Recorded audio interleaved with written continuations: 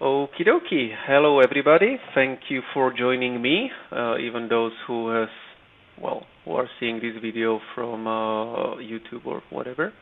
I will try to show you a couple of things about session management and session macros in Burp Suite. Feel free to tell me, stop, or ask questions so that it's more interactive. But nonetheless, I try to create application in ChatGPT, which I named III, an incredibly annoying, insufferable authentication implementation.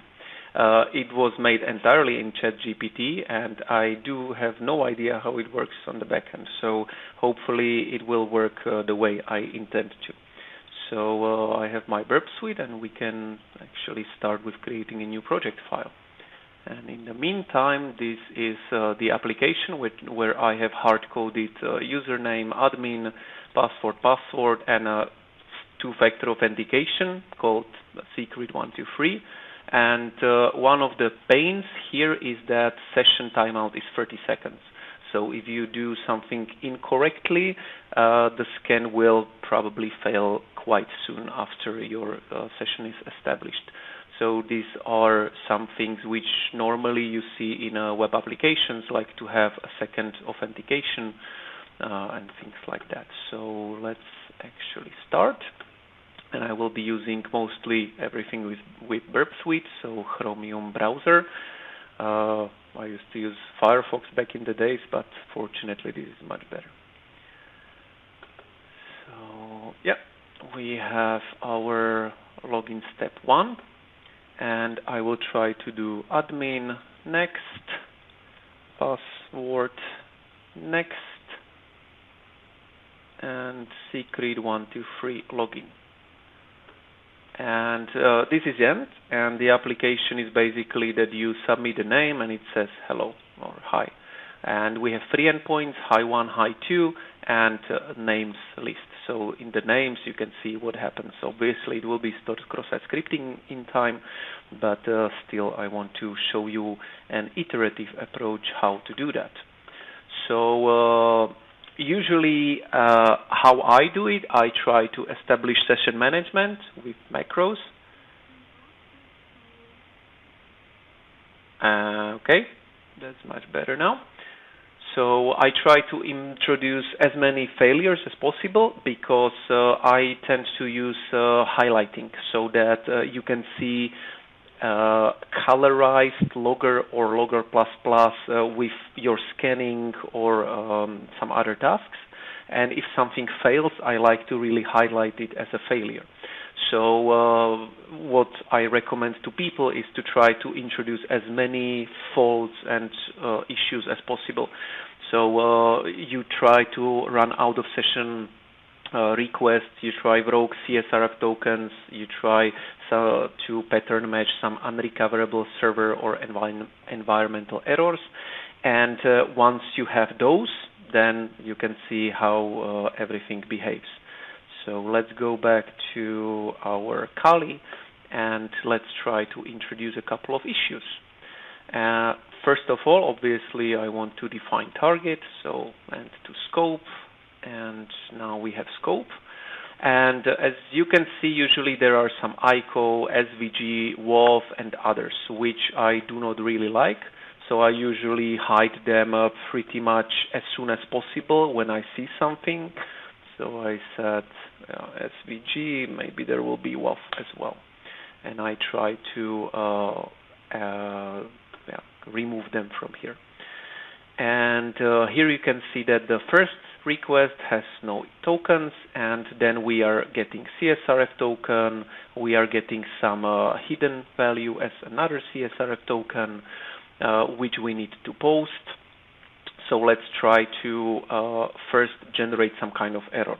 And if I send with Control-R, a repeater, Control-Shift-R, go to repeater, and Control-Space to fire this request, I can see that I'm already out of session. As I mentioned, the session here is only 30 seconds.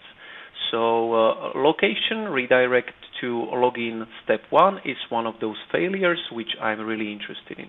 And in Logger++, there is nothing highlighted yet, so it seems like everything might be working, and I want to change that. So we have two separate options. with color highlights. One is using BEMDAS, which admittedly I found out like 3 days ago. I had no idea BEMDAS can do that, so I want to cover that as well. But I'm long-term fan of Logger++ extension, and you can colorize efficiently there. So let's try to do that. And let's go back to Burp Suite. And I can highlight something. For example, my failure in repeater, so the location. And I can go to extensions, Logger++, and set color filter. And I want to set background color to something which screams like something is bad, and I want to enable it.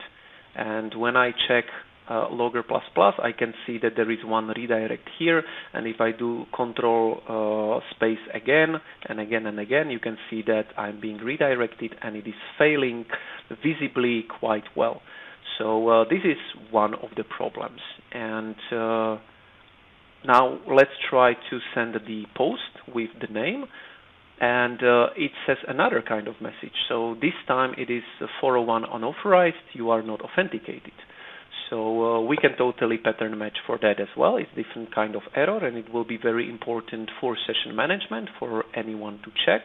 So again, we can go Logger++, set as color filter, but now I do not need the headers to contain 401, because if headers are quite big, or yeah, it can happen anywhere. So I guess it's I don't know if code or status. Yeah, status. So we do it status, and we can color it again with roughly the same color. Going back to Logger++, you can see a bit of different color, which is okay, and you can see that again this is failing. So now we have at least something, and at the first try I would like to get this simple get to high working. So let's try to establish a session management using macros here. We can go to settings, search for session, and in here you can see when cookies are used. So at the first thing what I usually do is edit these, and also add extension scope.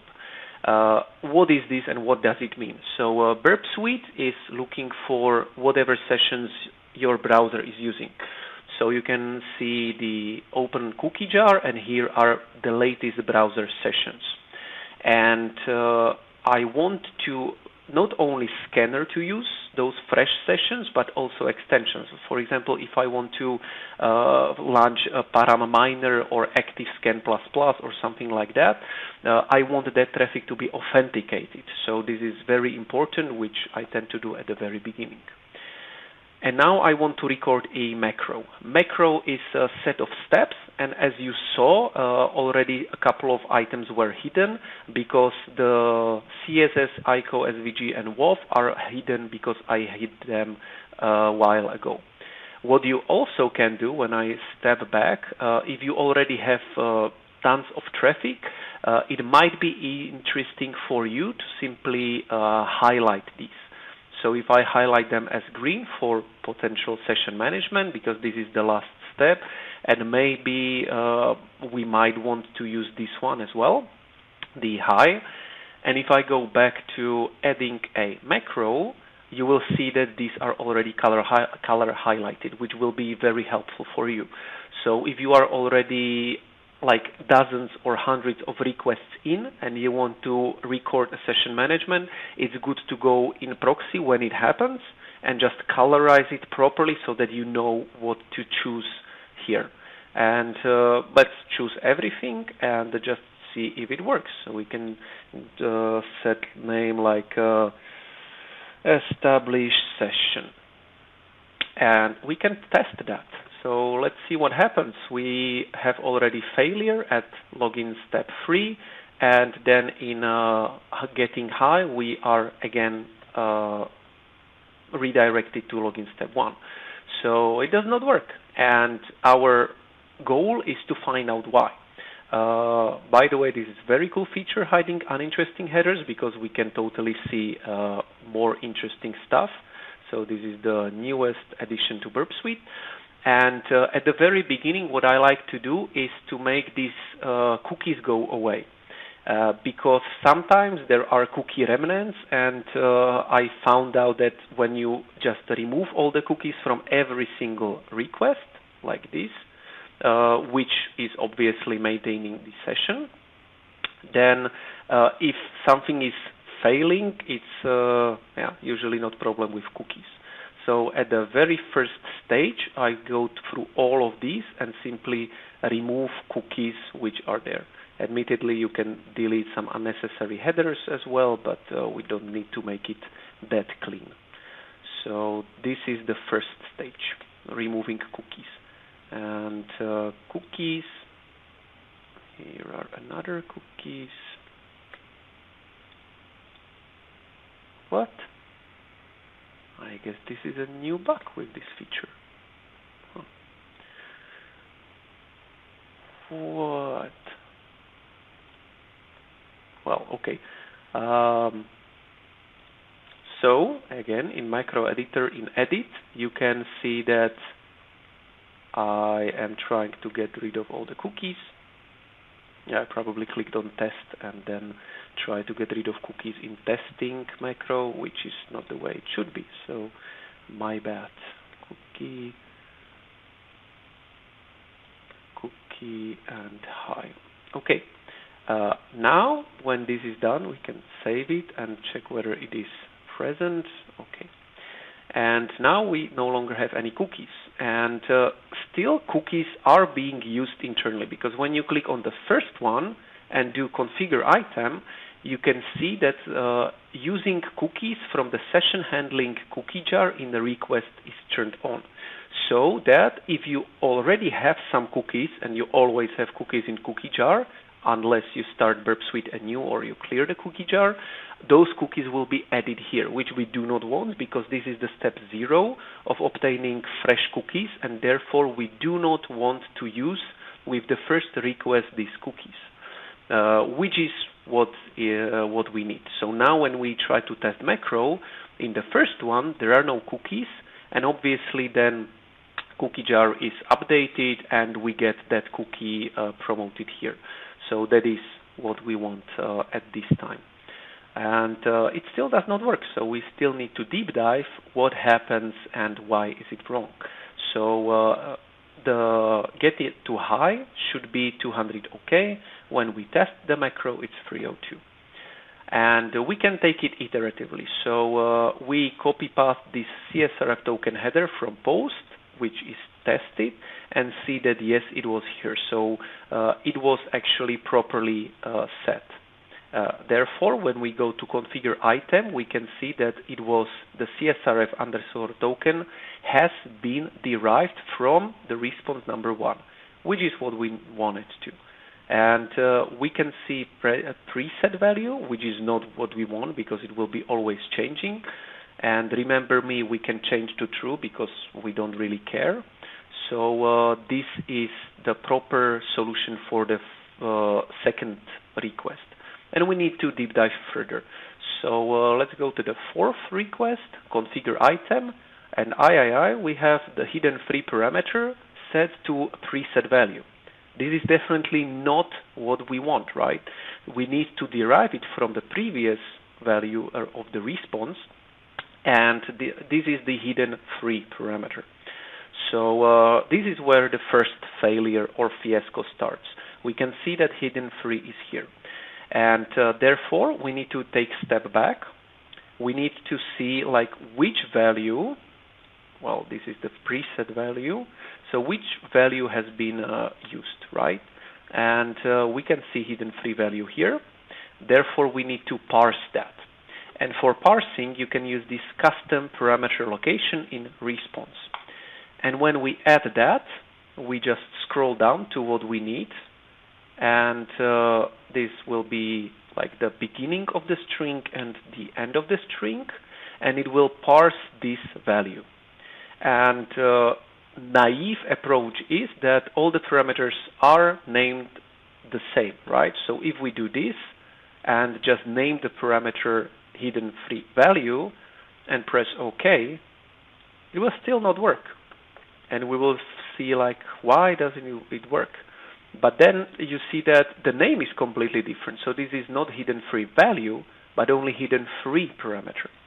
So we need to step back. We need to make sure that even though value is referenced as something in the response, it is the same, or we need to update it in the request. So going back to request number 3, I just need to change the name to hidden free. And this should already work a bit better. So let's try to test it. Well, actually, it works magnificently because we can now see the 200 OK. So this is how it's done. Only an introduction. There are still plenty of errors and failures, which I want to show you. But let's try to see if step number 3 will always work. Step number 3, the secret key is okay. This is derived. This is derived. So everything seems to be in order, right? And here there is nothing. So now it should work, and we have a macro establishment of the session. But we still lack session management. So now when I go to the repeater and I try to remove all the cookies, even though they are already not correct, it is not working because we have not set session management. And that is one of those things why I have wanted to pattern match all the failures. So this failure of location login, we can, for example, pattern match these redirects. You will see why. So when we go to here, we add get session. The scope I want to use also for extensions again. So if extension like ActiveScan++ will be using like scanning and it has a specific task, then you want that extension to also to check if the extension traffic is in session. And I want to use the suite scope because at the very beginning I have added in target, I have added the scope for the whole host. So that is done. And now I need to check if the session is valid. And I want to pattern match this time response body, but obviously you can pattern match whatever. And this will be at this moment a literal expression, case insensitive, which will send me invalid session. So if the session is valid, I need to run this macro. And again, a naive approach is everything is fine, nice and dandy, and it will be working. And now it is indeed working for this one endpoint, which is the get to the high. And you can see, again, tons of cookies. Now, another life-changing feature which I found out like a month ago is that you don't need to, if you are certain that only a single cookie is maintaining session, and all the other ones are gibberish, like tracking cookies, performance cookies, etc. You don't need to see them all the time. You can only see as a session cookie. And how to do that? There are two things. And in the first session handling rule, use cookie jar cookies. When you click on edit, and you click edit again, you see updating only specific cookies is possible. So then when I use session and I copy paste the name so that I don't mess up here, and this will actually, now let's remove these cookies and send it. It's still there because I will remove cookie jar. And I will actually, in the second step, in the getting session, also say that I'm only interested in updating a specific cookie called session. So no other cookies will be updated, and in the second step, no other cookies will be maintained from cookie jar. So I can use cookies in a repeater as well because we are using that. And let me get rid of cookies and try again. And magically you can see only the session cookie there. I have seen websites which have like 20, 30 cookies, and it is simply very garbled and you cannot see anything. So this is a life changer for some environments. And as I said, this is a naive approach. It seems to work now, so let's continue. The second step was posting of this high. So let's try to send it to repeater and send it, but it fails. So session cookies were already shared, and bear in mind that other cookies are present because I have sent it from the proxy, and here are all the cookies. So naturally, when I send it to repeater, all the cookies are there as well. So I can just remove them and try.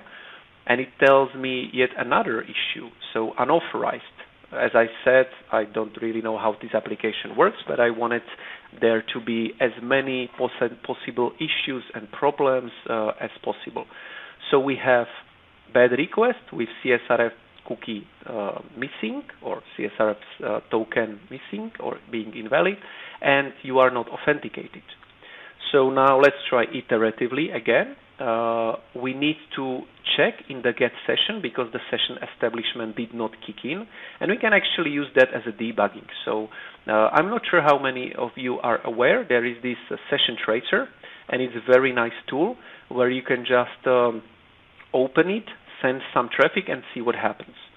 So now, since session tracer has been used, I will try to maximize it so that it makes sense.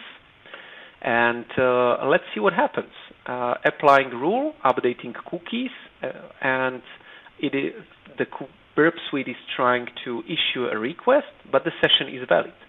But our session is not valid because it says literally unauthorized, you are not authenticated.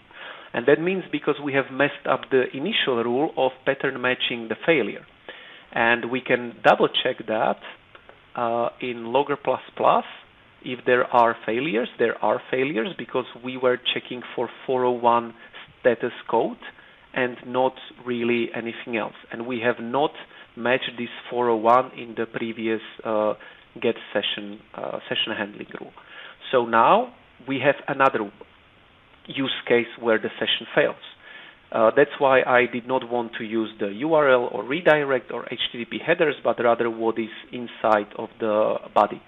So now I will turn this into regular expression with putting these, and maybe I also need to back check double quotes, and our new pattern. So I have just created a regular expression saying either one pattern is matched or the second pattern is matched, then the session is invalid.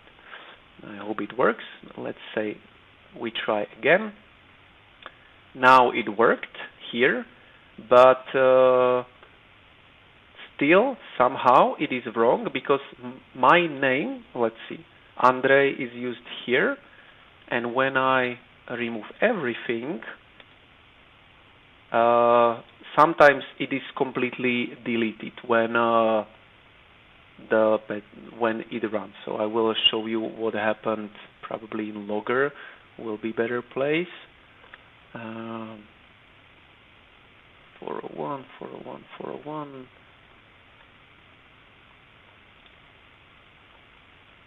High post to high. The name here got empty. And why is that? It's also a failure on our side a bit, because the naive approach is that when we establish the session, we update everything. But unfortunately, at the very end of our session establishment, there is this getting too high, and as part of that, there are a couple of tokens. And one of those tokens is the value of, let's try to maximize it a bit, value of name. And the name input is empty, but Burp sees that the name parameter is there in the response, so it tries to update all of those parameters. And as you can see here, it is updating all parameters and headers from final macro response. So when our macro is run, all of the response values are maintained in Burp Suite and reused in requests, which means that sometimes those values are not what you like, right? So every time you are using this macro establishment and session handling rules and everything, I strongly encourage you to only whitelist those parameters which you are absolutely certain that need to be changed. And in our case, it is the CSRF token or high token. So there are two, probably others as well. But when we get the get, this is the high token, which looks like we could use and parse and reuse later, and obviously CSRF token as well. So we have 2 out of 3 parameters which we want to be updated, but the third one, name, we do not want to have updated, because then it will remove what we have worked for. And now we are going back, so CSRF token and the high token as well. Okay. Therefore, when our macro is run, so the session is not valid, the macro will kick in and only one session cookie will be updated and only 2 parameters will be updated. This is what you want all the time. And this should be the end of like session establishment macro. It seems that it works. There is hi Andre, because we are also parsing and reusing CSRF tokens and high tokens. There is one thing here.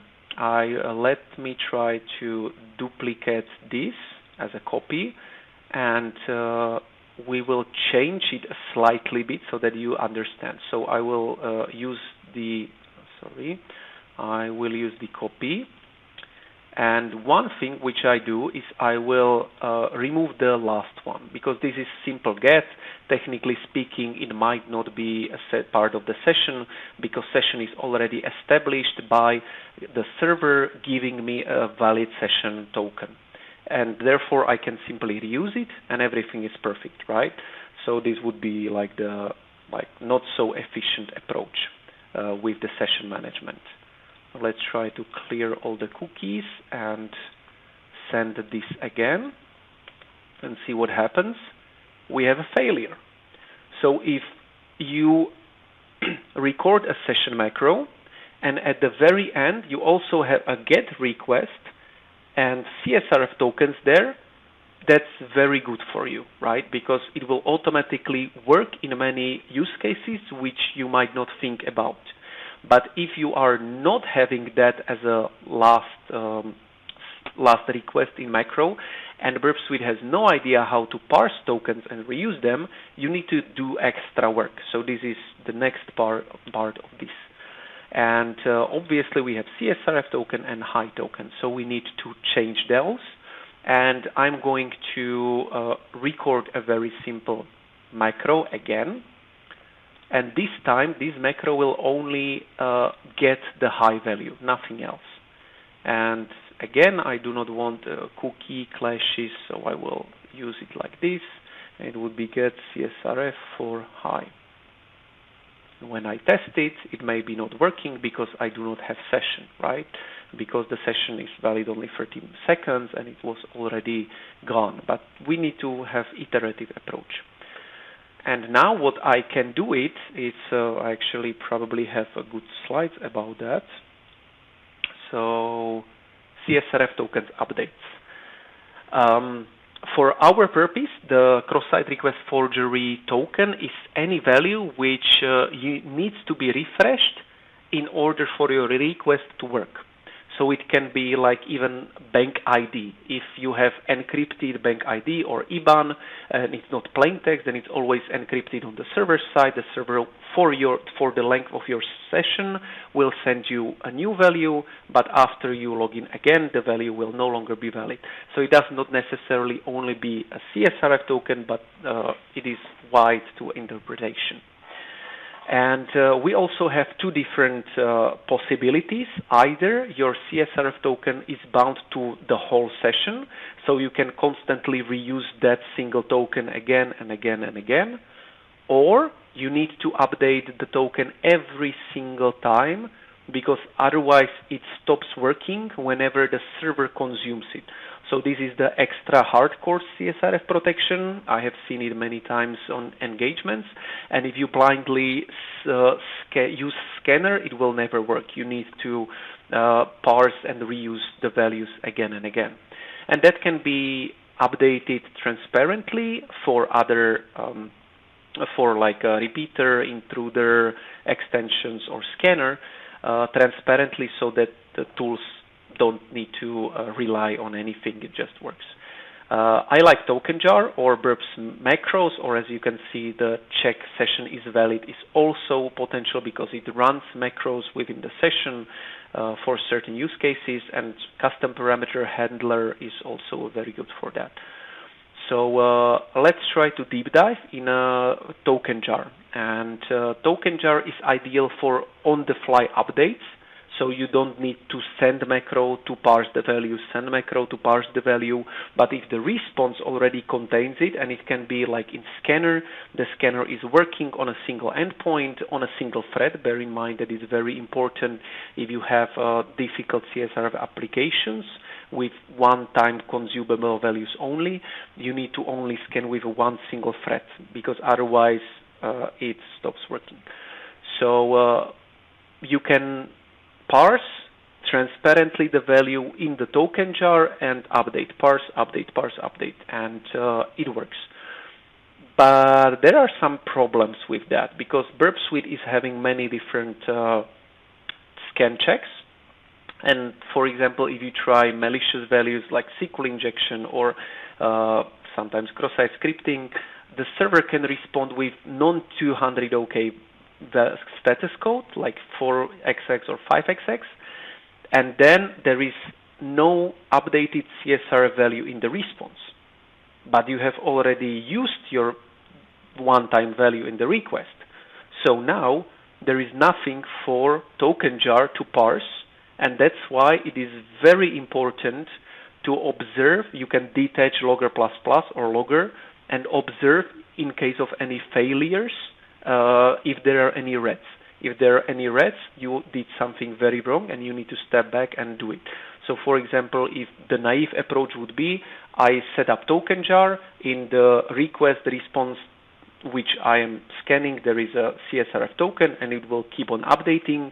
Well, yes, if it is a true success, but in case of failure, it completely stops. And also there are problems with updating URL paths like /API1/ID.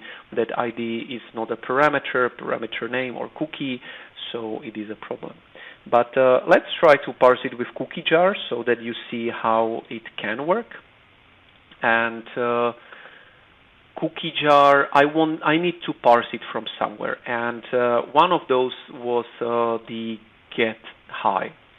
And let's copy paste this whole input value and go to token jar, and you can add a new one, and you can click on regex, and you can copy paste here. Why I did that is because I need some value to pattern match. So I need to update the regular expression.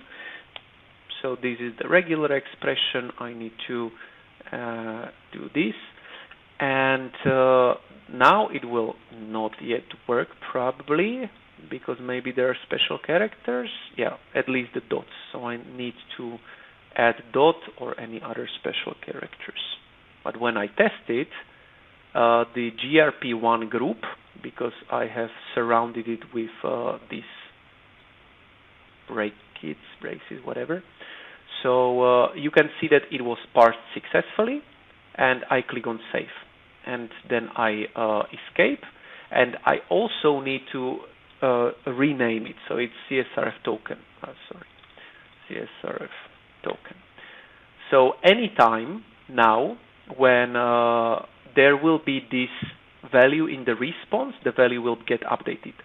Let's try that, because we already have session management, we have get high, so let's send it. Probably I messed up with this regular expression. So let's find a quick fix whenever it will be redirecting to target URL. That's a quick fix. and it still does not work. So that's why we are here. Getting session. Check session is valid. We can try the session tracer again. Why it does not work? And let's remove the cookie. We are getting high. And session tracer. So what happens? Session is invalid, so the system sees the session is invalid, and it is running the macro called wrong. And at the very end, we are still unauthorized because somewhere there was a failure. And maybe when we go to the token jar, we see that the value has been parsed again and again during the session management. So probably we do not want that to be parsed during session management because it can make things harder. So let's quickly disable it, and it works. And now when I re-enable it, now when I re-enable it, I remove it so that you can see, and I send it, you can see in the token jar that the value is updated.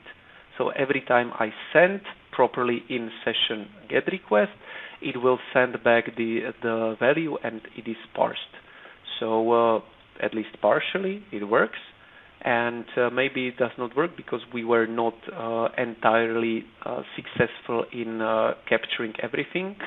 So maybe you already saw that there are two values, high token as well, and we have not parsed for that. And if that is used within the session and we have not covered everything, it's going to pose problems. So token jar is one possibility, but you need to be aware that it can break the application if you are also reusing that in your session management. So let's try to disable it for now and go back to recording the simply getting high. And now another naive approach is that this will be working. So I will add, let's say, get CSRF tokens for /high.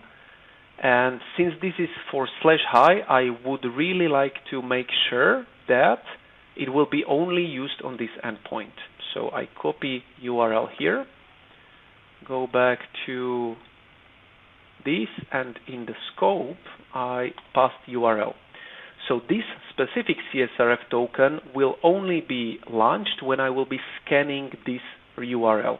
It will not be kicking in all the time for all the requests, because then if you would be scanning some different endpoint, you maybe don't need to get extra requests before, like pre-flight request, let's call it like that.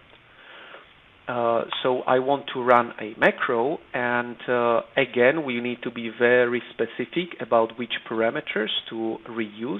So fortunately, there is this CSRF and high, and yeah, we should not be getting any new sessions IDs, but whatever. And this will be get CSRF. So what I have done now is that every time there will be request to /high, before that request I will launch a brand new request simply getting high, so that I can parse all of these parameters. And again, a naive approach, I just click OK. I believe it will work, but guess what? It will not work. So when now we have post, and I send the post, yeah, it is working. But yeah, what I wanted to demonstrate, maybe when the session runs out in 30 seconds, you will see the problem. Maybe some of you see it even now, but yeah, I need session to run out. Let's see slides if there is anything interesting. Yeah, this is the spoiler of what I'm trying to do at the moment and to demonstrate that. No, I will use that as again. Sorry. So this is what I wanted to use as a demonstration. When I get the session and only then I try to get the CSRF token, it will not really work, because as part of the session handling rule, there is this definition behavior, and I will demonstrate immediately. I will demonstrate it in session here. Session. When you are using the session, this cannot be unchecked, and it says that if session is valid, do not process any further rules or actions for this request. So if we are out of session, the session management kicks in, but nothing else happens. Or when this is actually successful, then nothing else happens after that, which is not really what we want, because we want to parse the CSRF parameters. So in case session is valid, then we are in trouble, because it will not continue to updating the CSRF tokens. And you need to move it up so that first it tries to get the token, and only then it tries the session management. If the session management fails, it reestablishes the session management, and then in the next request it will be working again. So I hope this was pretty clear, but you can see it here. Again, that getting CSRF token and only then launching the session is preferred solution, because otherwise it does not really work. And let's go to another use case. So now hopefully this would be working, but it is not working. So there is another problem with a CSRF token not missing, but a next try does the trick. And that is because we have first launched, maybe we have not pattern matched that. So I want to extension logger ++ set as a color filter, and it will be CSRF token. It can be different color, and it's not headers. Unfortunately, you need to bear in mind that sometimes it's bad. It's body. Okay. And now we can see that the session was not working, but then when I try to launch the next request, then it actually got the proper high, parsed tokens, and then reused tokens properly, and it is working. But let's go to another endpoint. That would be high 2. I'm not authenticated, so I need to authenticate. And I will use heck vector as well. Heck vector, sorry. Password. Secret. And let's try high 2. It will be much more interesting, because there is a signature, and I need to test for that as well. And the signature is calculated on hash, and as such there is we need to update the hash as well. So you can see SHA-1 hash of the name, and I would like to show you how to do that efficiently as well. So let's try to iteratively see that this is not working, this is not working, still not working. Why is that? Well, that's because we have only limited the scope for the previous one to high 1, but not high 2. So now I need to copy URL, and I need to quickly add get CSRF for /high2. The scope would be the paste URL high2. Now we can easily create a macro, add a new macro, which is getting the high 2. We remove cookies from here, and it would be get CSRF /high2. Okay, and I want to only update a specific parameter, so here it's CSRF token, and therefore we don't need anything else. To be certain, we also use session here, but now we should have everything, and once again I need to put it more up, so that now when I try CSRF session token is missing. Let's see why. So we have established session, but something is not right. We can try to search why is this token used.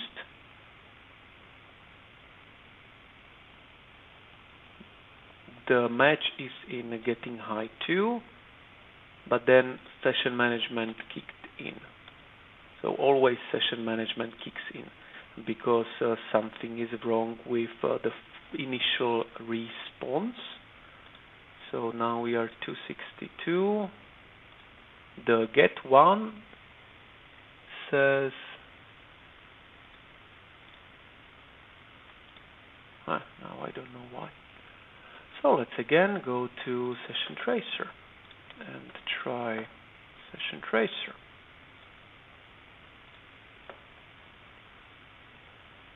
Session is invalid. So somewhere the post to high 2 has been found, but was redirecting me to, oh yeah, I was too stringent about this, sorry. So my bad of not doing the good regular expression. And there are indeed more scenarios. So again, regular expression. Maybe this works. Let's try if this works in the regexp here the way I want.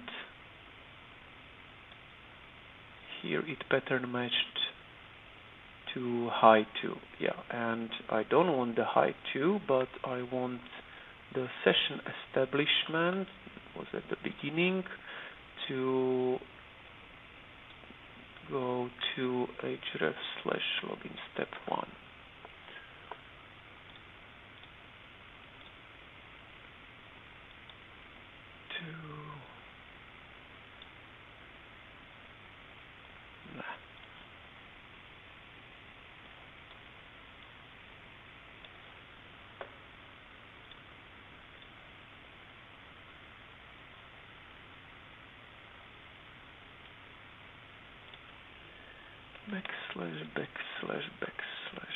okay, now it should be working here as well. Yeah, so now it only pattern matched going to login and not going to high 2. That was again my fault with session management. So now that this is done, I can safely proceed, and now we are getting redirected to high 2. That may be okay-ish, maybe not.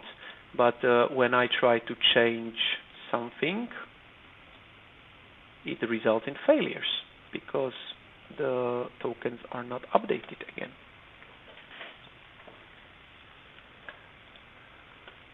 So let's try session tracer, see what happens or where. Well,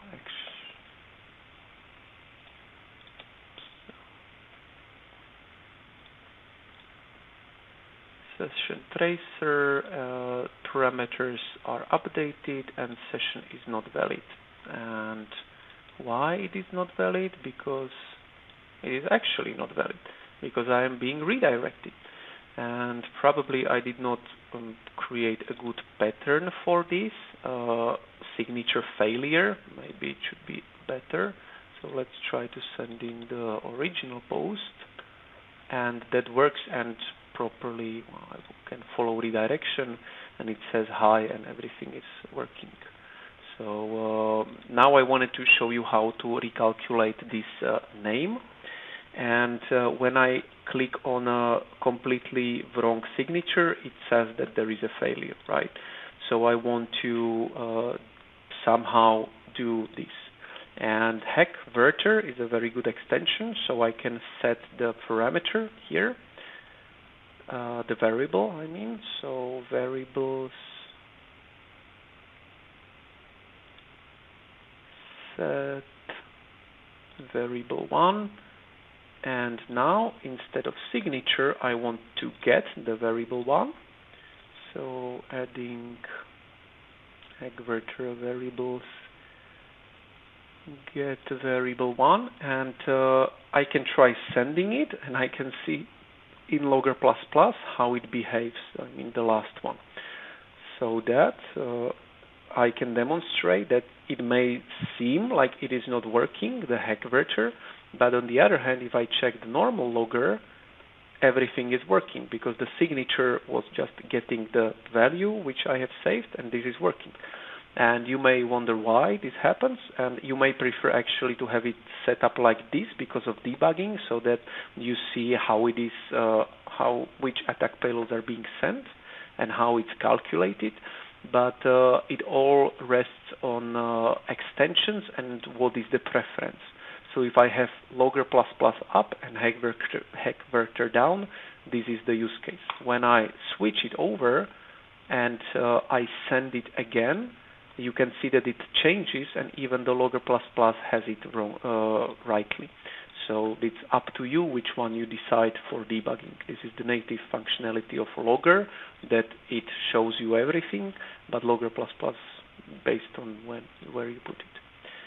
And I want to calculate hash, so I just highlight it, and extension hash SHA-1.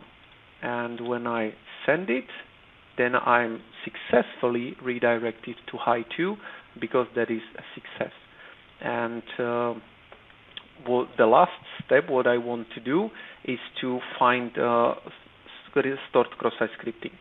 So I can go to Andre, and obviously if I run a scanner, it will not, the scanner itself has issues with heckverter tags, and therefore if you just select something and in here create a scan selected insertion points, and obviously in the scan configuration I want to be as fast as possible, so I want to modify the issues reported, Control A, disable scripting, and enable stored and reflected. Okay, and I can see in the Logger++ what is happening right now. So actually plenty of things are happening there, but you can see values which are used and the proper hash which is calculated, and then somehow it might have been a failure, it might have been a failure here as well, so it's good to see all the output. But at the same time we can try the get to names and see what actually made it to the server, and there are some scanner traffic here, so something has definitely been shared with the server, and maybe if I scan this again and scan this again, it may help us.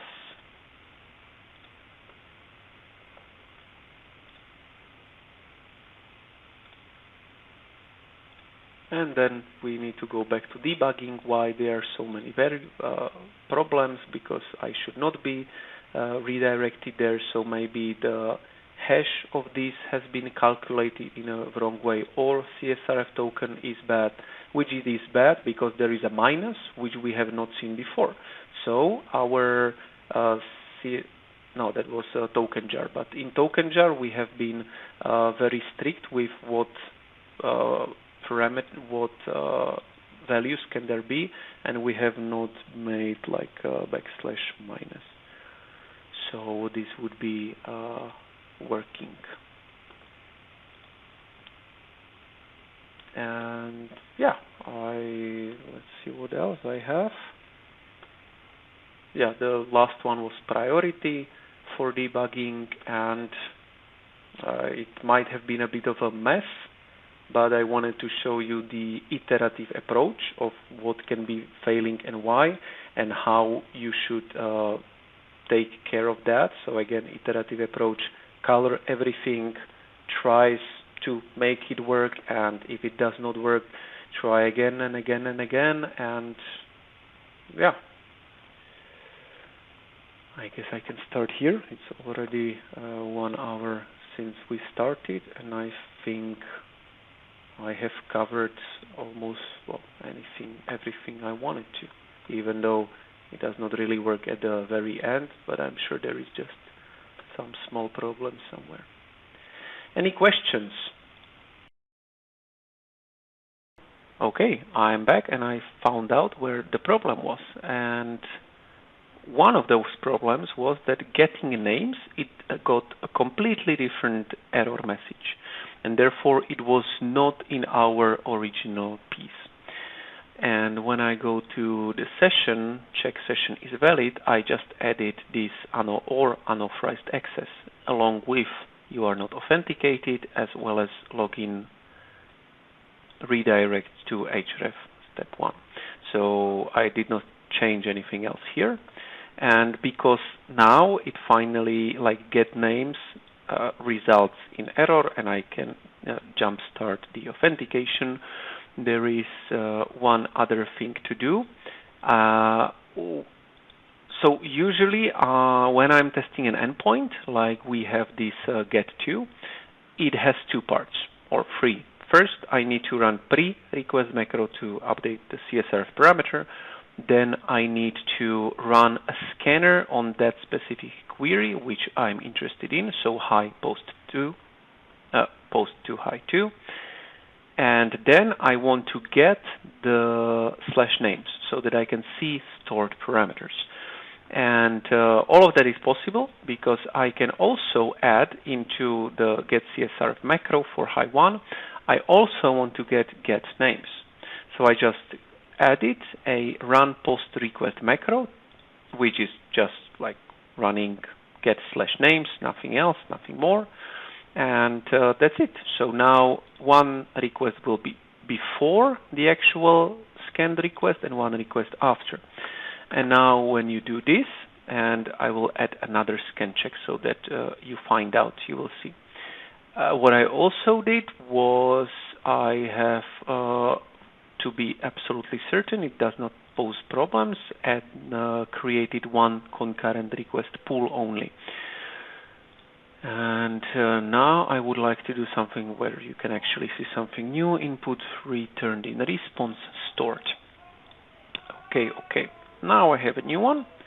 And if everything is working as it should be, we can actually clean all the session cookies and see if reestablishing of session works. Yeah, it works. And now when I am in here and I scan selected insertion points, I can already see both reflected value as well as stored value. So yeah, there you have it. Now it works with stored cross-site scripting, getting names, and obtaining the stored cross-site scripting value where I was posting it, and you can see the query which was used. And yeah, this is everything which I wanted to show you. At least I was able to debug the problem.